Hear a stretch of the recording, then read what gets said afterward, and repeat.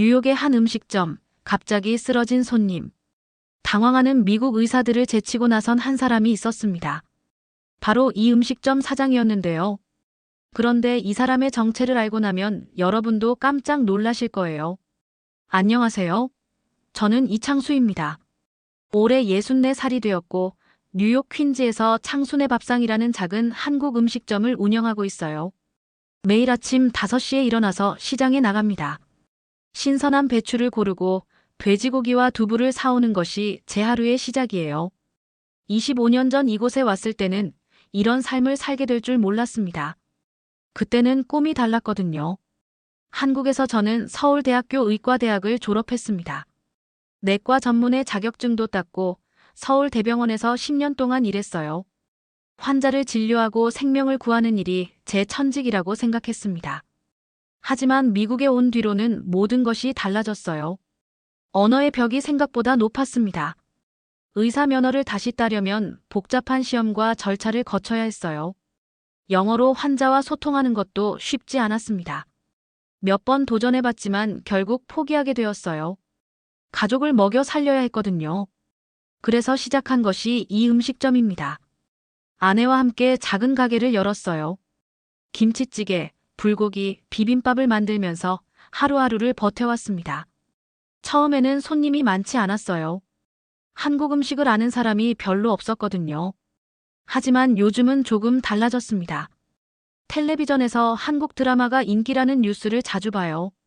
BTS라는 그룹이 빌보드에서 1등을 했다고 하더군요. 오징어 게임이라는 드라마도 전 세계에서 인기라고 합니다. 젊은 미국 사람들이 김치와 한국 음식에 관심을 보이기 시작했어요. 가끔 진료실이 그리워집니다. 청진기를 목에 걸고 환자의 말을 들어주던 그때가 말이에요. 의사 가운의 무게감도 생각나고요. 하지만 이제는 그런 생각을 하지 않으려고 노력해요. 지금의 삶도 나름대로 의미가 있으니까요. 음식을 만들면서도 의학 지식이 도움이 될 때가 있습니다. 어떤 재료가 몸에 좋은지, 어떻게 조리해야 영양소가 파괴되지 않는지 알고 있거든요. 손님들에게 건강한 음식을 만들어주는 것도 어떤 면에서는 치료와 비슷하다고 생각해요. 오늘도 여느 때와 다름없이 가게 문을 열었습니다. 김치찌개 냄새가 가게 안에 퍼져나가고 점심시간이 되면 단골 손님들이 하나둘씩 찾아올 거예요. 그 중에는 젊은 의사 선생님도 있습니다. 엠마라는 이름의 레지던트인데 한국 드라마를 좋아해서 자주 오세요. 어쩌면 오늘도 평범한 하루가 될 것 같습니다. 하지만 인생이라는 게 언제 어떻게 바뀔지 모르잖아요. 지금은 그저 맛있는 음식을 만들고 손님들의 미소를 보는 것으로 만족하려고 합니다. 오늘 오후 2시쯤이었을 거예요. 평소보다 조금 이른 시간에 엠마 존슨이 가게 문을 열고 들어왔습니다. 30살 정도로 보이는 이 젊은 여성은 뉴욕 장로병원에서 일하는 레지던트예요. 석 달 전부터 단골이 되어서 일주일에 2~3번은 꼭 찾아옵니다. 안녕하세요, 창수 아저씨. 엠마는 언제나처럼 밝은 목소리로 인사했어요. 금발 머리를 포니테일로 묶고 있었는데 병원 가운 위에 걸친 가디건이 약간 구겨져 있었습니다. 아마 바쁜 근무를 마치고 온 것 같았어요. 어서 오세요. 오늘은 좀 일찍 오셨네요. 네, 오늘은 야간 근무라서 일찍 나왔어요. 그런데 아저씨, 혹시 사랑의 불시착이라는 드라마 아세요? 엠마가 눈을 반짝이며 물어봤습니다. 이 친구는 한국 드라마에 완전히 빠져 있어요. 처음 왔을 때도 도깨비라는 드라마 이야기를 하더니 지금은 사랑의 불시착을 보고 있다고 하네요. 아, 그 드라마 말이에요. 저도 들어봤어요. 북한 여자와 한국 남자 이야기 아닌가요? 맞아요. 정말 재밌어요. 그런데 거기서 나오는 음식들이 너무 맛있어 보이는 거예요. 특히 김치찌개요. 주인공이 김치찌개 먹는 장면을 보고 너무 궁금해져서 인터넷으로 찾아봤더니 아저씨 가게가 나왔어요. 엠마는 정말 순수한 사람입니다. 한국 문화에 대한 호기심이 가득해요. 처음에는 단순히 한국 음식이 궁금해서 온 줄 알았는데 점점 더 깊이 관심을 보이고 있어요. 그럼 오늘도 김치찌개 드실 건가요? 네. 그리고 오늘은 친구한테 추천하려고 사진도 찍을 거예요. 병원 동료들이 제가 한국 드라마 이야기만 하니까 다들 신기해해요. 저는 엠마를 위해 김치찌개를 끓이기 시작했습니다. 김치를 볶다가 돼지고기를 넣고 물을 부어서 팔팔 끓여내요. 두부도 깍둑썰기로 잘라서 넣습니다. 이 과정을 엠마는 항상 신기하게 지켜봐요. 아저씨, 김치는 언제부터 만들기 시작했어요? 정말 신기해요. 발효 음식이잖아요. 그러게요. 김치는 우리나라 전통 음식이에요. 수백 년 동안 우리 조상들이 만들어 온 거죠. 유산균도 많고 몸에도 좋고요. 엠마가 고개를 끄덕이며 열심히 들었습니다. 의사라서 그런지 발효와 유산균 이야기에 특히 관심을 보여요. 혹시 아저씨는 한국에서 뭐 하셨어요? 음식에 대해 정말 잘 아시는 것 같은데. 순간 손이 멈췄습니다. 이런 질문을 받을 때마다 어떻게 대답해야 할지 고민이 돼요. 사실을 말하기에는 복잡하고 거짓말하기에는 양심이 찔리거든요. 그냥 평범한 직장인이었어요. 음식은 와서 배운 거고요. 아, 그렇구나. 근데 정말 맛있어요. 제가 먹어본 김치찌개 중에 최고예요. 엠마는 김치찌개를 한 숟가락 떠먹으며 환한 미소를 지었습니다. 그 모습을 보니 마음이 뿌듯해졌어요. 비록 의사는 못 되었지만 이렇게 맛있는 음식으로 사람들을 행복하게 해줄 수 있다는 것만으로도 의미가 있는 것 같습니다. 참 아저씨, 다음 주에 병원 동료들이랑 같이 와도 될까요? 다들 한국 음식 먹어보고 싶다고 해서요. 물론이죠. 언제든지 환영입니다. 엠마는 정말 특별한 손님이에요. 단순히 음식만 먹고 가는 게 아니라 진심으로 한국 문화에 관심을 갖고 있거든요. 이런 젊은 사람들 덕분에 한국의 위상이 높아지는 것 같아서 기분이 좋습니다. 엠마가 병원 동료들과 함께 온다고 했던 그날이었습니다. 목요일 저녁 7시쯤 가게 안이 평소보다 시끌벅적했어요. 엠마가 3명의 동료와 함께 왔거든요. 모두 젊은 의사들이었는데 한국 음식을 처음 먹어본다며 신기해했습니다. 이게 바로 김치예요? 정말 빨갛네요. 냄새가 독특한데 맛은 어떨까? 의사들이 저희 음식을 보며 이런저런 이야기를 나누고 있을 때였어요. 가게 한쪽 구석에 앉아 계시던 70대 할아버지가 갑자기 가슴을 움켜쥐며 비틀거렸습니다. 아, 아파. 할아버지가 바닥에 쓰러지면서 의식을 잃었어요. 순간 가게 안이 아수라장이 되었습니다. 손님들은 놀라서 소리를 지르고 어떻게 해야 할지 몰라 우왕좌왕했어요. 엠마가 제일 먼저 달려갔습니다. 저 의사예요. 비켜주세요. 하지만 엠마는 당황한 기색이 역력했어요.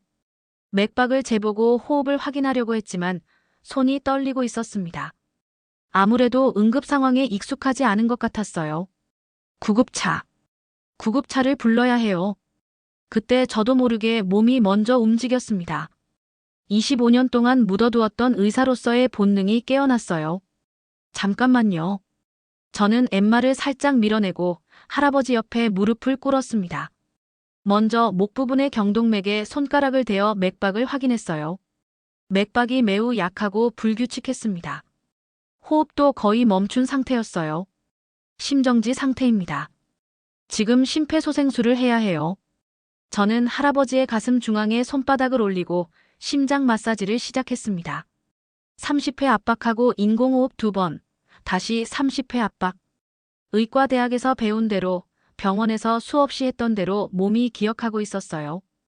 기도를 확보해 주세요. 턱을 들어 올리고 목을 약간 젖혀주세요. 엠마에게 지시하면서도 손은 계속 움직였습니다. 정확한 깊이로, 정확한 속도로 심장 마사지를 계속했어요. 맥박이 돌아오고 있어요. 1분, 2분이 지나면서 할아버지의 얼굴에 혈색이 돌아오기 시작했습니다. 호흡도 점점 안정되었어요. 엠마와 다른 의사들이 저를 바라보는 눈빛이 완전히 달라졌습니다. 놀람과 의문이 가득한 표정이었어요. 아저씨, 정말 대단해요. 어떻게 이렇게 정확하게 할 수 있어요? 의료진이 아니면 이런 처치를 할 수 없는데. 구급차가 도착했을 때 할아버지는 의식을 되찾았습니다. 구급대원들이 완벽한 응급처치였다며 감탄했어요. 할아버지는 병원으로 이송되었고 다행히 생명에는 지장이 없다는 연락을 받았습니다. 가게가 다시 조용해진 후 엠마가 저를 붙잡고 물어봤어요. 창수 아저씨, 정말 어떻게 그렇게 할 수 있었어요? 의료 용어도 정확하게 아시고 처치 방법도 완벽했어요. 설마. 저는 한동안 대답하지 못했습니다. 25년 동안 숨겨왔던 비밀이 이렇게 갑자기 드러날 줄은 몰랐거든요. 그냥 예전에 조금 배운 적이 있어서요. 조금 배운 게 아니에요. 전문적인 의료 지식이 있으신 거잖아요. 엠마의 눈빛이 진지해졌습니다. 더 이상 둘러댈 수 없을 것 같았어요. 결국 진실을 말해야 할 때가 온 것 같습니다. 그날 밤 가게 문을 닫고 나서도 엠마는 떠나지 않았습니다. 마지막 손님이 나간 후에도 테이블에 앉아서 저를 기다리고 있었어요.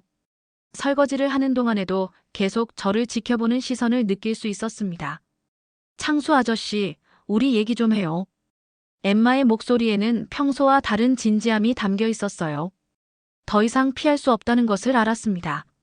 뭘 얘기하고 싶은데요? 아까 그 응급처치 말이에요. 저도 의대를 나왔지만 아저씨만큼 정확하고 빠르게 할 수는 없어요. 특히 심폐소생술 하시는 모습을 보니까. 이건 몇 번 해본 게 아니에요. 저는 행주로 손을 닦으며 깊은 한숨을 쉬었습니다. 25년 동안 아무에게도 말하지 않았던 이야기를 해야 할 때가 온 것 같았어요. 앉으세요. 긴 얘기예요. 엠마가 눈을 반짝이며 제 앞에 앉았습니다. 저는 커피를 2잔 끓여서 하나는 엠마에게 주고 하나는 제 앞에 놓았어요. 사실은 저도 의사였어요. 역시 그렇군요. 어느 병원에서 일하셨어요? 한국에서요. 서울대학교 의과대학을 졸업하고 서울대병원 내과에서 10년 동안 일했습니다. 엠마의 입이 벌어졌어요. 서울대학교라는 이름을 알고 있는 것 같았습니다. 서울대요? 한국 최고 대학 아닌가요? 그럼 아저씨는 한국에서 엄청나게 유명한 의사였던 거네요. 유명하다기보다는 그냥 열심히 일했어요. 내과 전문의로서 많은 환자들을 받고 젊은 의사들도 가르쳤습니다. 그때는 정말 보람찬 일이었어요. 그런데 왜 미국에서는 의사 일을 안 하세요? 이해가 안 가요. 엠마의 질문이 가슴을 찔렀습니다. 제가 지난 25년 동안 스스로에게 물어봤던 질문이기도 했거든요. 미국에 처음 왔을 때는 저도 의사 면허를 따려고 했어요. 하지만 생각보다 훨씬 복잡했습니다. 언어 문제도 있었고 미국 의료 시스템도 달랐어요. 그래도 포기하지 말았어야죠. 아저씨만큼 실력 있는 의사가 왜요? 엠마의 목소리에 안타까움이 섞여 있었어요. 하지만 현실은 그렇게 간단하지 않았습니다. 당시에 아내가 임신 중이었어요. 아이도 태어났고 생활비도 벌어야 했습니다. 의사 면허 시험 준비하는 몇 년 동안 가족을 어떻게 먹여 살려야 할지 막막했어요. 그래서 음식점을 시작하신 거군요. 네. 처음에는 임시 방편이라고 생각했어요. 면허만 따면 다시 의사로 돌아갈 수 있을 거라고요. 하지만 시간이 지나면서 점점 어려워졌습니다. 의학 지식도 뒤처지고 나이도 들고. 엠마가 테이블을 탁 치며 일어섰습니다. 말도 안 돼요. 아까 아저씨가 보여준 실력은 어디 가지 않아요. 오히려 경험이 더 쌓인 거잖아요. 왜 포기하세요? 엠마, 현실을 봐요. 저는 이제 64살이에요. 새로 시작하기에는 너무 늦었어요. 늦은 게 아니에요. 환자들이 아저씨 같은 의사를 필요로 해요. 오늘 할아버지 생명을 구한 건 아저씨예요. 저는 그냥 옆에서 구경만 했고요. 엠마의 말에 가슴이 뭉클해졌습니다.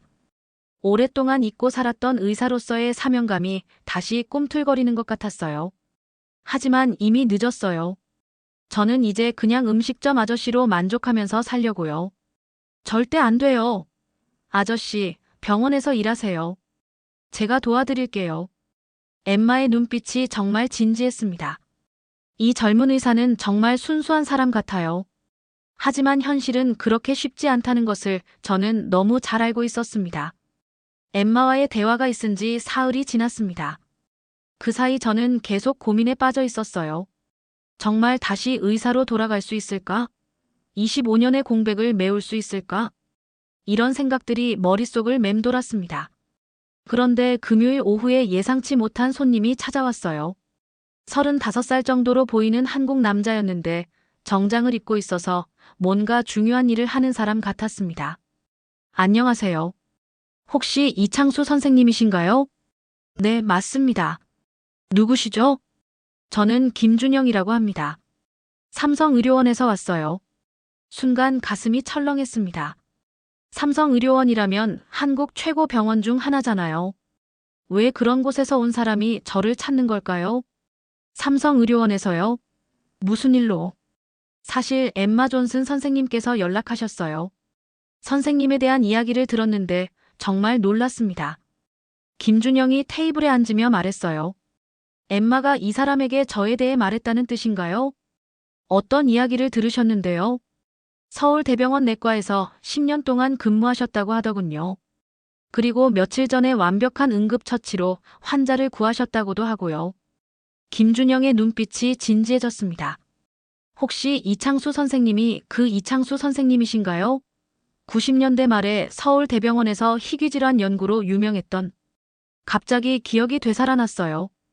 그때 제가 발표했던 논문들, 희귀질환 환자들을 치료했던 경험들. 그런 걸 이 젊은 의사가 어떻게 알고 있을까요? 어떻게 아세요? 저희 병원 도서관에 선생님 논문들이 있어요. 의대생 때 읽어봤는데 정말 인상적이었습니다. 특히 자가 면역 질환 진단에 관한 연구는 지금도 인용되고 있어요. 정말 놀라웠습니다. 제가 25년 전에 썼던 논문을 이 젊은 의사가 알고 있다니요. 그런데 왜 미국에서는 의사 일을 안 하고 계세요? 정말 아깝습니다. 김준영이 안타까운 표정으로 물어봤어요. 똑같은 질문을 엠마에게도 들었는데 한국 의사에게 들으니 더 마음이 아팠습니다. 여러 사정이 있었어요. 이제는 그냥 이렇게 사는 게 편해요. 하지만 선생님 같은 분이 현장을 떠나 계시면 안 되죠. 지금 한국 의료계는 정말 많이 발전했어요. 특히 AI 진단 분야에서는 세계 최고 수준입니다. 김준영이 가방에서 태블릿을 꺼내더니 여러 자료를 보여주기 시작했어요. 이것 좀 보세요. 저희가 개발한 AI 진단 시스템입니다. 의료 영상을 분석해서 질병을 조기에 발견하는 기술이에요. 화면에는 복잡한 의료 데이터와 분석 결과들이 나타났습니다. 정말 놀라운 기술이었어요. 바이오 헬스케어 분야에서 한국이 딥테크 투자의 33%를 차지하고 있어요. AI 분야도 26%나 됩니다. 정말 빠르게 성장하고 있어요. 대단하네요. 제가 있던 시절과는 완전히 다르군요. 그렇지만 아직도 경험 많은 임상의가 필요해요. AI가 아무리 발전해도 환자를 직접 보고 진단하는 의사의 역할은 절대 대체할 수 없거든요. 김준영의 말이 가슴에 와닿았습니다. 그동안 저는 의학이 너무 발전해서 제가 설 자리가 없을 거라고 생각했는데 오히려 경험이 더 중요해졌다는 말씀이군요. 사실 이번에 뉴욕에 온 것도 미국 병원들과 협력 방안을 논의하기 위해서예요. 한국의 AI 기술과 미국의 임상 경험을 결합하면 더 좋은 치료 결과를 낼 수 있을 거라고 생각해요. 흥미로운 이야기네요. 선생님도 참여해 보시는 게 어떨까요? 엠마 선생님도 정말 적극적이세요. 셋이 힘을 합치면 정말 의미 있는 일을 할 수 있을 것 같은데요. 김준영의 제안에 마음이 흔들렸습니다. 하지만 여전히 두려웠어요. 과연 제가 지금의 의료진들과 함께 일할 수 있을까요? 김준영과의 만남 이후 일주일이 지났습니다. 그 사이 엠마가 매일같이 찾아와서 저를 설득했어요. 병원에서 컨설팅이라도 해달라고, 어려운 케이스가 있을 때만 도움을 달라고 간청했습니다. 결국 저는 마음을 먹었어요. 한 번만이라도 도전해보자고 말이죠. 월요일 아침, 저는 25년 만에 병원에 발을 들였습니다. 뉴욕 장로병원은 생각보다 컸어요. 복잡한 복도를 지나면서 옛날 기억들이 되살아났습니다. 소독약 냄새, 분주한 의료진들의 모습, 환자들의 목소리까지 모든 것이 그리웠어요. 창수 선생님, 이쪽으로 오세요. 엠마가 저를 회의실로 안내했습니다. 김준영도 이미 와서 기다리고 있었어요. 테이블 위에는 여러 환자 차트와 의료 자료들이 놓여 있었습니다. 오늘 보실 환자는 50대 여성입니다. 석 달째 원인 불명의 복통과 발열로 고생하고 있어요. 엠마가 차트를 보여주며 설명했어요. 여러 검사를 했지만 명확한 진단이 나오지 않았어요. 내과, 외과, 산부인과까지 다 봤는데 각자 다른 의견이에요. 저는 차트를 자세히 들여다봤습니다. 검사 결과들, 증상의 변화 과정, 투약 이력까지 꼼꼼히 살펴봤어요. 오랜만에 보는 의료 차트였지만 아직도 읽는 데는 문제가 없었습니다. 흥미로운 케이스네요. 증상의 패턴이 일반적이지 않아요. 맞아요. 그래서 저희도 어려워하고 있었어요. 김준영이 태블릿을 켜며 말했어요. 한국에서 가져온 AI 진단 시스템으로 분석해봤는데 몇 가지 가능성을 제시하고 있어요. 화면에 복잡한 분석 결과가 나타났습니다. 여러 질병의 가능성이 확률로 표시되어 있었어요. AI는 자가 면역 질환 가능성을 60%로 보고 있어요. 하지만 임상 증상이 전형적이지 않아서 확신하기 어려워요. 저는 AI 분석 결과를 보면서 옛날 경험을 떠올려 봤습니다. 비슷한 케이스를 본 적이 있는 것 같았어요. 환자를 직접 봐도 될까요? 물론이죠. 세 사람이 함께 병실로 향했습니다. 환자는 45살 정도의 여성이었는데 많이 야윈 모습이었어요. 얼굴에는 피로가 역력했습니다. 안녕하세요. 저는 이창수라고 합니다. 안녕하세요, 선생님. 환자의 목소리가 약했지만 의외로 정신은 맑았어요. 저는 차근차근 문진을 시작했습니다. 언제부터 아프기 시작했나요? 석 달 전쯤요. 처음에는 가벼운 복통이었는데 점점 심해졌어요. 다른 증상은 없었나요? 관절이 아프다든지 피부에 변화가 있다든지요. 그러고 보니 가끔 손목이 아팠어요. 그리고 뺨에 빨간 반점이 생겼다가 사라졌다가 했는데 환자의 대답을 들으면서 퍼즐 조각들이 맞춰지기 시작했습니다. AI가 제시한 자가 면역 질환 가능성과 제가 경험했던 케이스들이 연결되고 있었어요. 혹시 가족 중에 류마티스 관절염이나 루푸스 환자가 있나요? 어머니가 류마티스 관절염이 있으세요. 바로 그거였습니다. 가족력까지 고려하면 진단이 명확해졌어요. 병실을 나온 후 세 사람이 다시 회의실에 모였습니다. 선생님 생각은 어떠세요? 엠마가 기대에 찬 눈으로 물어봤어요. 전신성 홍반성 루푸스 초기 단계로 보입니다. AI 분석이 맞았어요. 하지만 비전형적인 증상 때문에 진단이 어려웠던 거죠. 어떻게 확신하세요? 관절통과 뺨의 발진, 가족력까지 종합하면 루푸스 가능성이 높아요. 추가로 항액 항체 검사와 dsDNA 항체 검사를 해보면 확진할 수 있을 겁니다. 김준영이 고개를 끄덕였어요. 역시 경험의 힘이네요. AI로는 찾지 못한 연결고리를 선생님이 찾아내셨어요. AI가 기본 분석을 해주고 임상 경험이 그것을 해석하는 거죠. 서로 보완하는 관계인 것 같아요. 그날 오후 검사 결과가 나왔습니다. 제 진단이 맞았어요. 환자는 즉시 적절한 치료를 받기 시작했고 증상이 빠르게 호전되었습니다. 정말 대단해요, 창수 선생님. 엠마가 환호했어요. 김준영도 만족스러운 표정이었습니다. 이런 식으로 협력하면 더 많은 환자들을 도울 수 있을 것 같아요. 그 순간 저는 느꼈습니다. 25년의 공백이 있었지만 여전히 저에게는 의사로서의 능력이 남아있다는 것을 말이에요. 0. 첫 번째 성공 사례 이후로 저희 세 사람의 협력은 계속되었습니다. 엠마가 어려운 케이스가 있을 때마다 저와 김준영을 부르기 시작했어요. 한 달 동안 5명의 환자를 성공적으로 치료했습니다.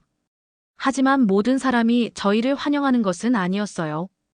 특히 병원장 데이비드 스미스는 처음부터 못마땅해했습니다. 엠마, 자네는 왜 자꾸 외부 사람들을 끌어들이는 거야? 목요일 오후 의국회의에서 스미스 병원장이 엠마를 추궁했어요. 저는 복도에서 그 소리를 들을 수 있었습니다.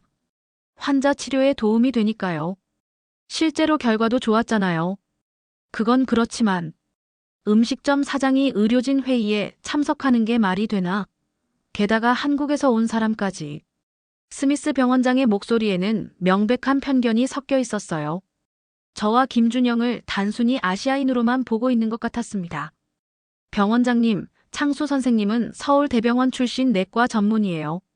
실력도 검증되었고요. 그래도 여기는 미국이야. 미국 의료 시스템에 맞지 않는 방법으로 치료할 수는 없어. 그때 김준영이 회의실 안으로 들어갔습니다. 죄송합니다. 제가 늦었네요. 아, 당신이 한국에서 온 그 사람이군요. 들어보니 AI 기술이 어쩌고 저쩌고 하던데 그런 건 여기서 쓸 수 없어요. FDA 승인도 안 받았을 테고. 스미스 병원장이 차가운 목소리로 말했어요. 김준영은 당황하지 않고 차분하게 대답했습니다. 물론 정식 치료에는 사용하지 않습니다. 진단 참고용으로만 쓰고 있어요. 최종 결정은 항상 미국 의료진이 하고 있습니다. 그래도 안 돼요. 병원 규정상 외부인이 환자 정보에 접근하는 것은 금지되어 있어. 분위기가 험악해지고 있었어요. 저는 더 이상 숨어 있을 수 없었습니다.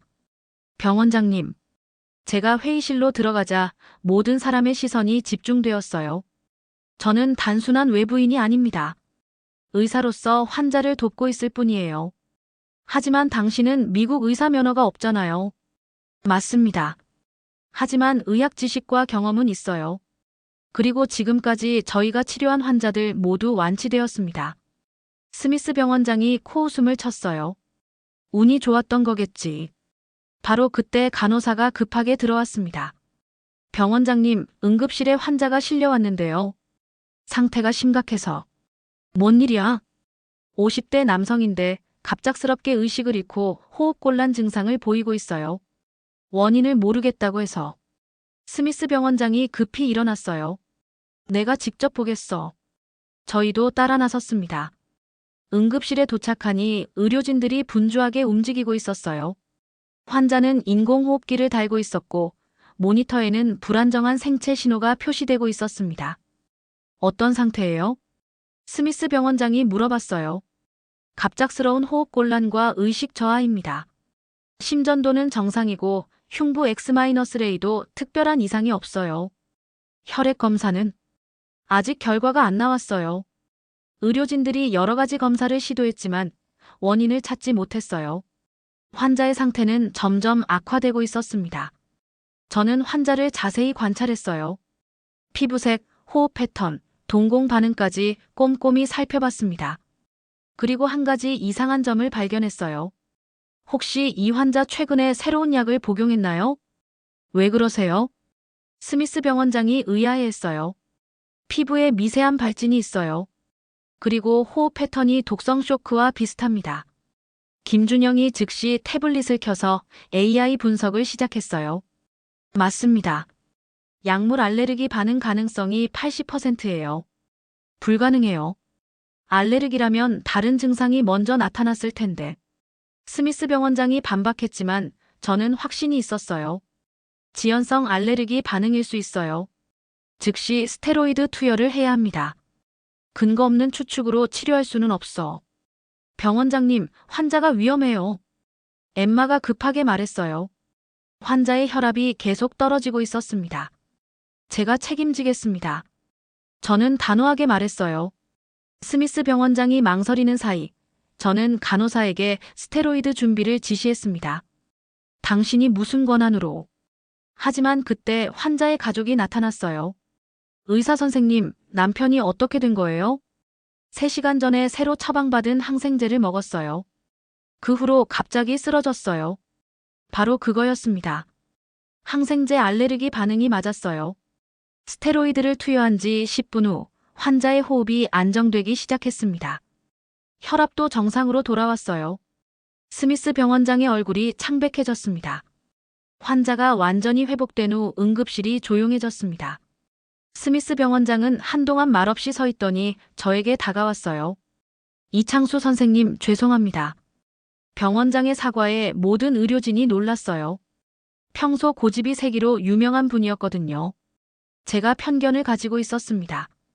당신의 실력을 제대로 보지 못했어요. 괜찮습니다. 저도 이해해요. 아닙니다. 환자의 생명이 걸린 문제였는데 만약 당신이 없었다면 정말 큰일 날 뻔했어요. 그날 이후 병원 분위기가 완전히 바뀌었습니다. 다른 의료진들도 저를 인정해주기 시작했어요. 더 이상 음식점 사장이 아니라 동료 의사로 대해주었습니다.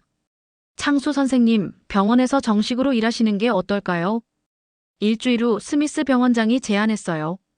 하지만 저는 미국 의사 면허가 없어요. 특별 컨설턴트로 모시겠습니다. 어려운 케이스가 있을 때 도움을 요청하는 거죠. 물론 정당한 대우도 해드리고요. 정말 꿈 같은 일이었어요. 25년 만에 다시 의사로 인정받게 된 거니까요. 그리고 김준영 선생님과의 협력도 공식적으로 추진하겠습니다. 한국 AI 의료기술을 도입하는 파일럿 프로그램을 만들어 보죠. 김준영이 기뻐하며 고개를 끄덕였어요. 정말 좋은 기회가 될 것 같습니다. 한국과 미국 의료진이 함께 일할 수 있다니요. 그로부터 석 달이 지났습니다. 저는 주 3일은 병원에서, 나머지는 음식점에서 일하고 있어요. 두 가지 일 모두 소중하거든요. 오늘도 어김없이 엠마가 점심을 먹으러 왔습니다. 창수 선생님, 오늘 새로운 환자가 왔어요. 또 어려운 케이스예요. 어떤 증상인데요? 20대 여성인데 원인 불명의 관절통과 피로감을 호소해요. 여러 검사를 했지만 오후에 함께 봐요. 김준영 박사도 부르고요. 이제는 이런 대화가 자연스러워졌어요. 세 사람이 힘을 합쳐 어려운 환자들을 치료하는 것이 일상이 되었습니다. 그런데 창수 선생님, 진짜 의사 면허 다시 도전해 보시는 건 어때요? 엠마가 조심스럽게 물어봤어요. 글쎄요. 이제 나이도 많고. 나이는 문제가 안 돼요. 실력이 있으니까요. 게다가 병원장님도 적극 지원해 주신다고 하셨잖아요. 사실 저도 생각해 봤어요. 정말 다시 도전해 볼까 하고 말이죠. 한번 생각해 보겠어요. 그때 김준영이 흥미로운 소식을 전해줬어요. 창수 선생님, 좋은 소식이 있어요. 저희 병원에서 미국 의료진 교류 프로그램을 만들기로 했어요. 경험 많은 의사들을 초청해서 젊은 의사들과 함께 일하게 하는 거죠. 그게 저와 무슨 상관이 있나요? 선생님을 한국에 초청하고 싶어요. 거기서 미국 의료진들과 함께 일하시면서 동시에 한국 의사 면허도 갱신하실 수 있어요. 정말 놀라운 제안이었어요. 그럼 저는 어떻게 되는 거예요? 1년 정도 한국에서 일하시고 그 후에는 양국을 오가며 일하시면 돼요. 진짜 국제적인 의사가 되는 거죠. 엠마도 신이 났어요. 와, 정말 멋있어요. 저도 나중에 한국 연수 기회가 있을까요? 물론이죠. 이런 교류가 많아질수록 좋죠. 그날 저녁 집에 돌아가서 아내와 상의했습니다. 여보, 어떻게 생각해? 당신이 행복하면 돼요. 그동안 포기했던 꿈을 다시 찾은 거잖아요. 아내의 지지에 마음이 단단해졌어요. 이제 저는 새로운 도전을 시작하려고 합니다. 25년의 공백이 있었지만 꿈을 포기하기에는 아직 늦지 않았어요. 며칠 전 병원에서 특별한 행사가 있었습니다. 저희 세 사람의 협력 사례가 의학 저널에 실렸다고 해서 축하하는 자리였어요. 이창수 선생님, 엠마 선생님, 김준영 박사님의 협력 모델이 앞으로 의료계의 새로운 표준이 될 것 같습니다. 스미스 병원장이 축사를 했어요. 서로 다른 배경과 경험을 가진 의료진들이 협력할 때 최고의 결과를 낼 수 있다는 것을 보여주셨어요. 그 자리에서 저는 감회가 새로웠습니다. 한때는 포기했던 의사로서의 삶을 다시 찾게 되었으니까요. 감사합니다. 저 혼자서는 절대 할 수 없었을 일이에요. 엠마 선생님과 김준영 박사, 그리고 병원 모든 분들의 도움이 있었기에 가능했습니다. 엠마가 제 손을 꼭 잡으며 말했어요. 창수 선생님 덕분에 저도 진짜 의사가 뭔지 배웠어요. 의술에는 국경도 나이도 없다는 것을 알게 되었어요. 김준영도 고개를 끄덕였어요. 한국과 미국의 의료진이 함께 일할 수 있다는 것을 보여준 의미 있는 시간이었습니다. 지금 저는 매일 아침 거울을 보며 생각해요. 늦었다고 생각할 때가 가장 이른 때라는 말이 정말 맞는 것 같아요. 꿈을 포기하지 않으면 언젠가는 이룰 수 있다는 것을 몸소 경험했거든요. 다음 달부터는 한국에서의 새로운 여정이 시작됩니다. 25년 만에 고국 땅에서 다시 의사 가운을 입게 되는 거예요. 설레기도 하고 두렵기도 하지만 땅에서 다시 의사 가운을 입게 되는 거예요. 저는 여전히 의사이고 환자를 치료할 수 있다는 확신 말이에요. 자, 그럼 오늘 사연 어떠셨나요? 사연이 재미있으셨다면 구독과 좋아요 부탁드리고 그럼 지금까지 사연을 전해드린 저는 시니어 케어였습니다. 더 재밌는 사연으로 찾아올게요. 항상 영상 끝까지 봐주셔서 진심으로 감사드리고 언제나 사랑합니다.